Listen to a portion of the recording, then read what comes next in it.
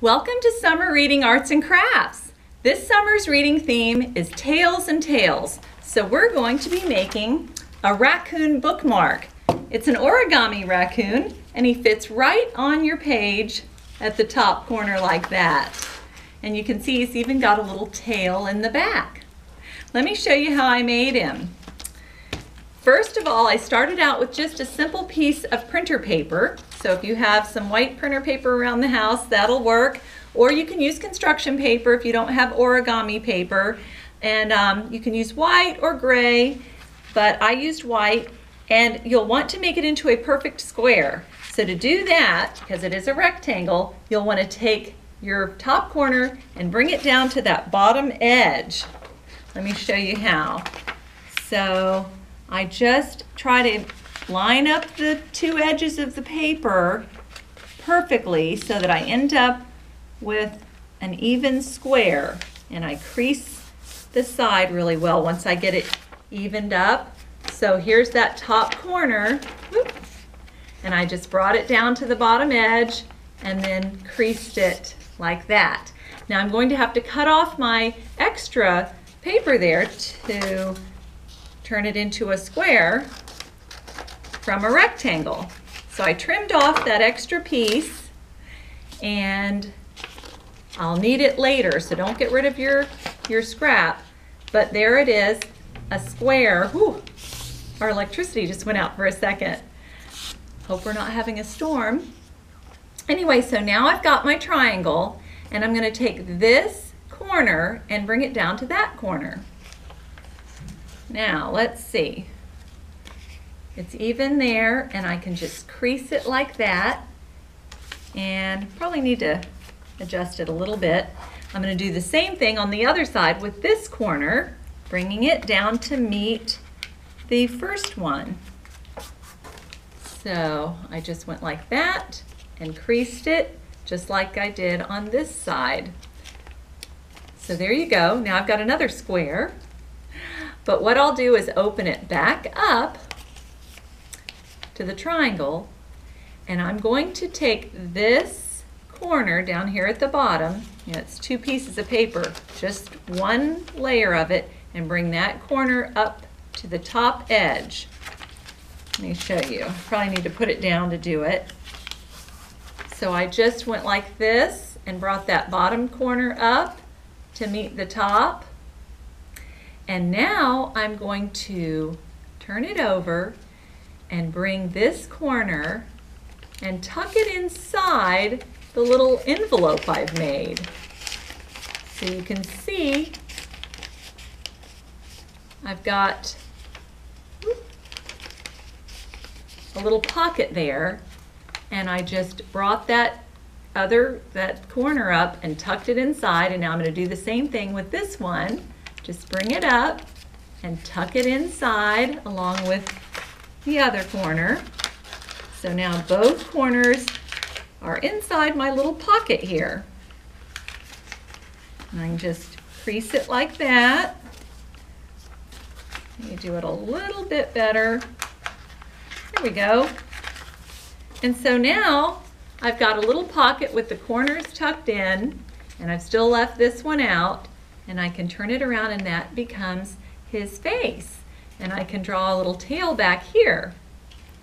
So that's his body, or his face, with his tail in the back, or a place for his tail in the back. And now it's time to put his facial features on. He's got a little mask here. We can start with that. He'll need a couple of rectangles to make his mask.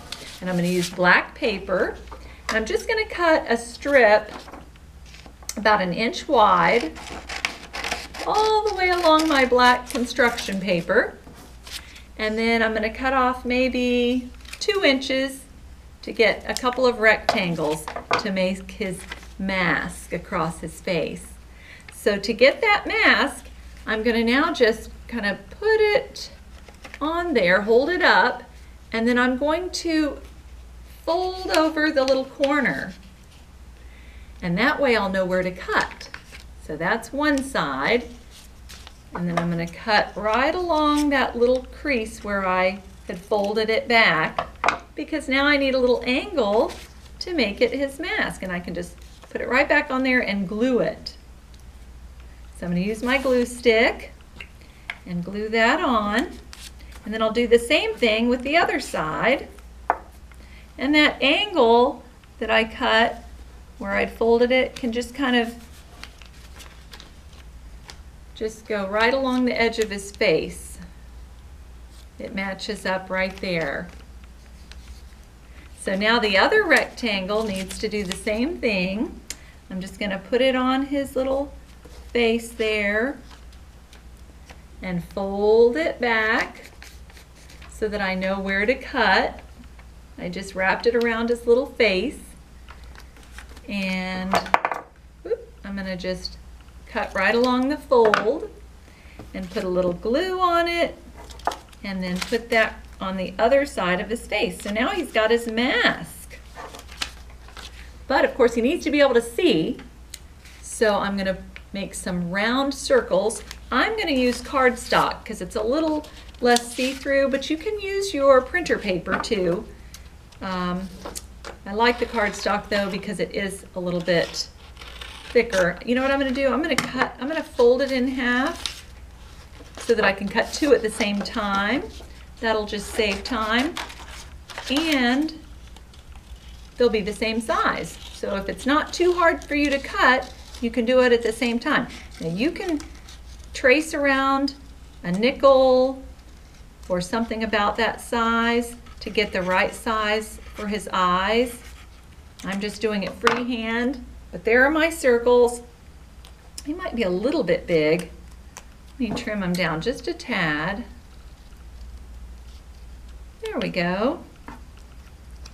And I'm going to go ahead and glue them on, and then he's going to need some black pupils because he has to be able to see at night, so he needs to have some big eyes. You know, raccoons are nocturnal. They come out and forage for food at night.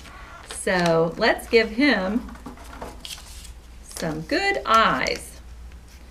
I'm going to go ahead and fold my paper in half there so that I can do two little black pupils the same size easily. Cutting around, probably the size of a pea. So there are two little circles, and I'm going to glue those in the middle.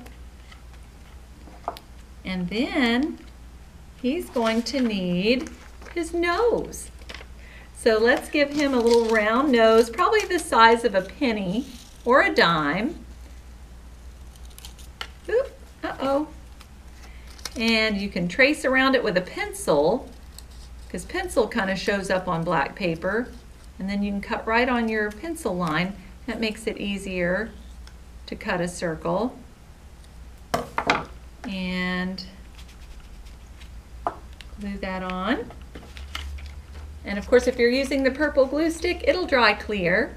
So there are his eyes and nose, and he still needs some ears. Now his ears, you can start out with a triangle. I'm going to fold my paper in half again. And I'm just going to use these corners to get triangles. And then I'm going to turn them up on their side and round off a little bit because they do kind of have a rounded ear. It's not super duper pointy. So I'm going to cut off that point, and now I've got his ears that I can glue onto the back. So I'm turning him over, putting a little glue on the back, and then I can put his little ears there. And they will poke up from behind.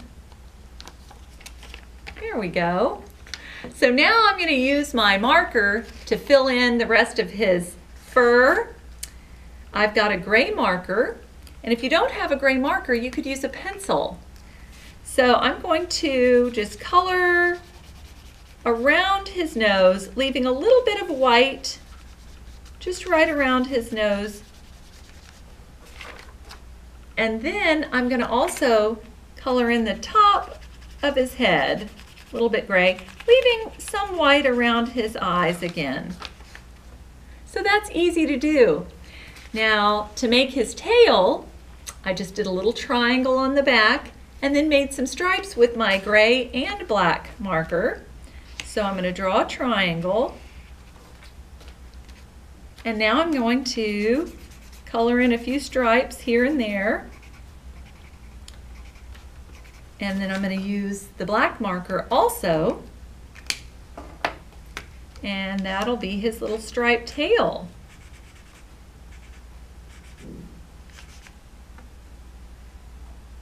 There we go. Here's my Tails and Tails Raccoon bookmarker. All right, let me show you some books that you can read if you come to the library and check them out.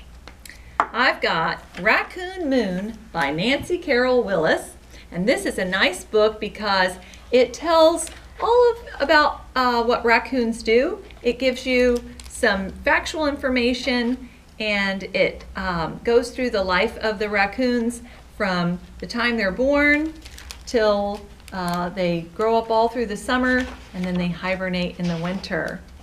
You can see they're tiny little babies at first, and she has beautiful illustrations in this book. So that's Raccoon Moon. Here's Raccoons by World Book, and this one also gives you a lot of factual information. This one is a nonfiction book, and so you'll have to go to the nonfiction section of the library, but it tells you all about a day in the life of a raccoon. And of course, they're really awake at night, but it tells you what they come out at night to eat and where they live, how they have their little den in the hole of a tree oftentimes, and how the mother will have quite a few babies, 8 or 9 babies at one time in her litter. And then also, A Raccoon and the Midnight Moon is a great book. This is a juvenile fiction book written by Karen Young, and it's so cute because it's about a girl who loves to go to the library. She adores her library and appreciates it so much, and ends up having to do some things to help save the library. And there's a raccoon that lives in the basement. So come check this one out. It's a great story. The Kissing Hand by Audrey Penn is one of my favorites. There's a little raccoon who goes to night school because of course he's awake at night. He's afraid to go on the first day of school, and his mother kisses his little paw and reminds him that when he gets lonely at school, he can just put her kiss on his face and feel the warmth of her love. And then one more by Nancy Shaw, Raccoon Tune. This is a funny book written in verse, so it rhymes and it takes you through all the funny adventures of this raccoon family as they come out at night and get into all kinds of trouble and all the funny things they end up eating out of people's garbage cans. So come to the library, check out a book about raccoons, and I hope you'll make a bookmark at home. Thanks for joining me today. Bye-bye.